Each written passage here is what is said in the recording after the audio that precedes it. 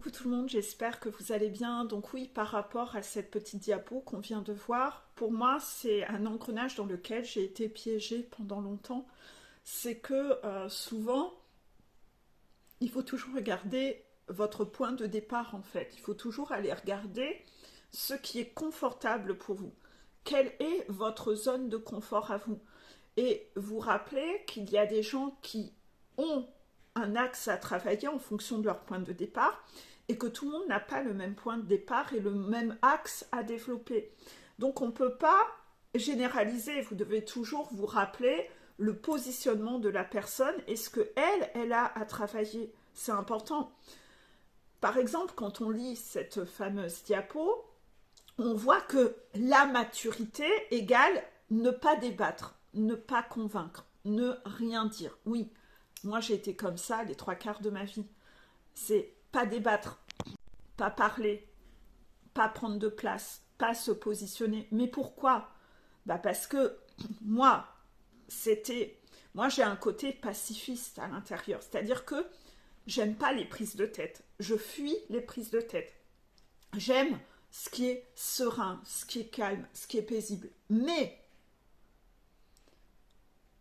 il ne faut pas, si vous ne savez pas vous défendre, vous allez vous faire bouffer tout cru par les dominants. Quand vous aimez ne pas vous prendre la tête, parce que vous n'allez jamais rien dire et vous allez laisser la place à l'autre, qui va prendre toute la place. Et moi, j'avais un énorme manque de confiance, j'avais beaucoup de timidité, j'avais peur des conflits et des caractères forts, donc inévitablement, j'avais tellement de peur et pour moi tout était inconfortable que c'était confortable pour moi de ne rien dire. C'était confortable pour moi de ne pas contredire, même quand quelqu'un en face dit de la merde énormissime. C'était confortable pour moi, voilà, de jamais émettre un avis. Mais pourtant, ça vous arrive 1001 fois en société, d'être dans un lieu où vous êtes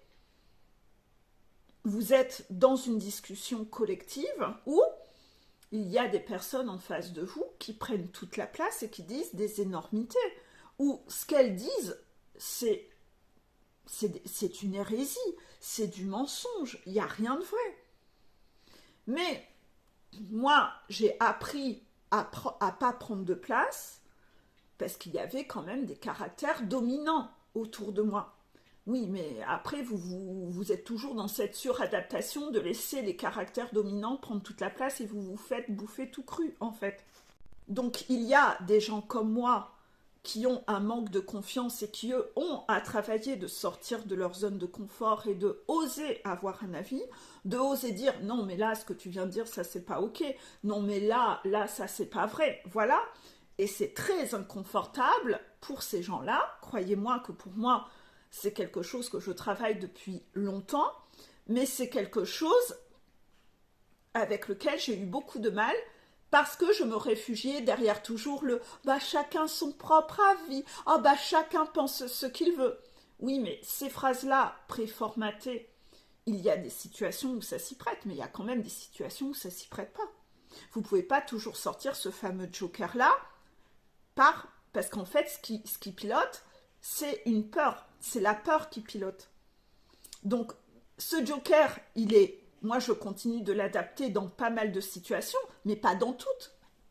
Il y a des situations où ça ne s'y prête pas. Ça ne peut pas être la réponse à tout et la réponse facile, la réponse de facilité, de confort, parce que, en fait, en réalité, c'est que vous êtes fuyant et vous avez peur de débattre avec une personne. Mais, à contrario, il y a des personnes qui n'ont pas du tout le même point de départ que moi. Il y a des gens qui, pour eux, leur point de départ, ils ont tendance toujours à être dominants, à prendre beaucoup de place, à vouloir convaincre l'autre. Et eux, c'est ça leur point de départ, c'est ça leur zone de confort. C'est des contrôlants dominants. Moi, j'étais contrôlant serpillière. Ma façon de contrôler la situation, c'était de rien dire. Pour pas avoir d'emmerde, pour pas avoir à débattre, pour pas vivre un conflit, parce que je flippais. C'est ainsi que fonctionne celui qui manque de confiance et qui est de type serpillière. son mécanisme contrôlant à lui, c'est de toujours l'écraser, de toujours dire oui, oui, oui, oui, oui, oui, oui, oui, oui, oui.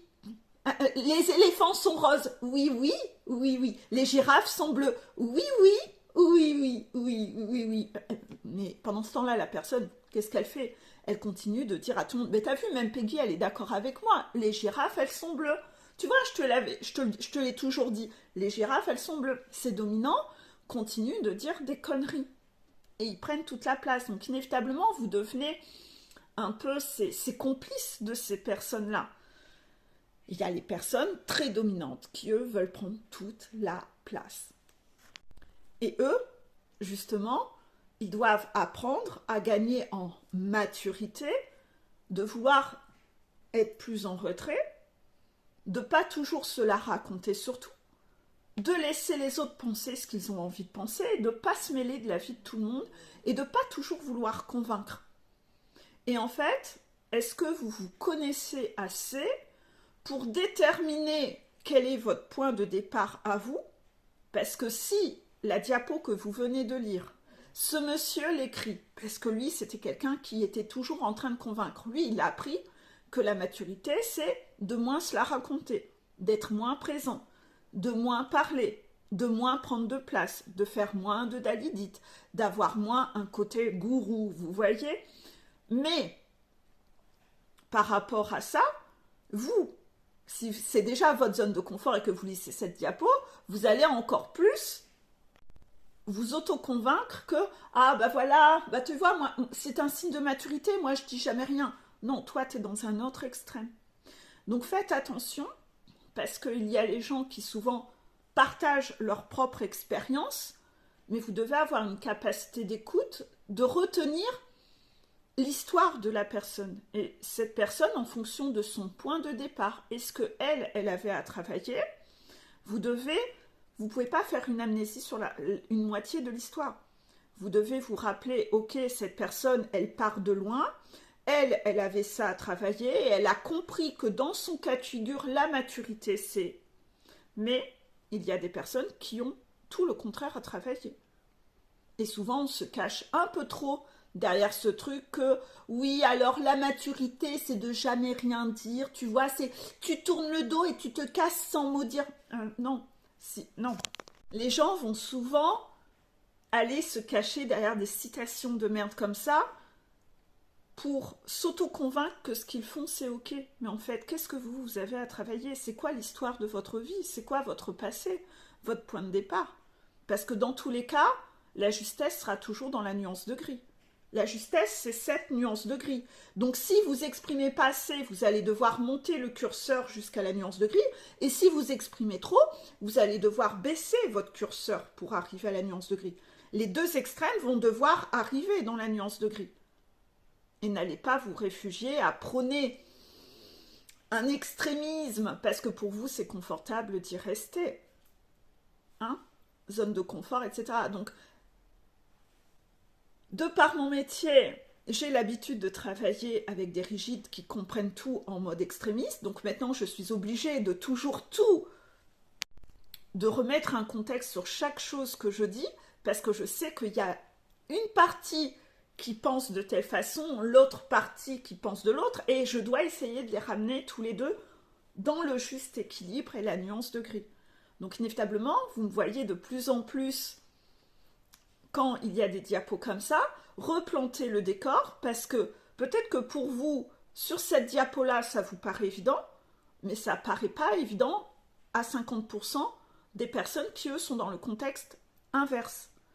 Et peut-être que sur une autre diapo, pour eux, ça va leur paraître évident, mais que pour vous, justement, vous aurez besoin de m'entendre dire où est la nuance de gris et remettre les choses dans le contexte. Voilà. Je ne sais pas du tout si cette capsule sera claire. C'est à force d'enfoncer le clou que j'y reviendrai. Je ne vais pas faire une vidéo d'une demi-heure sur cette notion-là. On y reviendra.